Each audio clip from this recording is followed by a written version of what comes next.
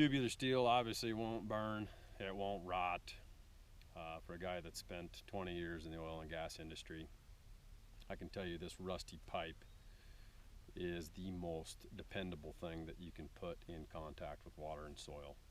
This oxidation will protect this pipe more than it would brand new pipe. The other thing we recommend is that you drive all of your posts directly into the ground. Concrete is not made to bond with most steels. Driving it straight into the ground allows you to extend your fencing season. You can drive straight through frost. The tube of soil goes directly up the post, so you have no spring frost heave. You also leave your native compaction alone the way it was. The other real benefit to this system is the speed in installation.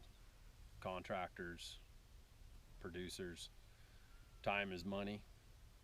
As you can see, this system will go in twice as fast as even traditional pounding without compacting the soil adjacent to the post.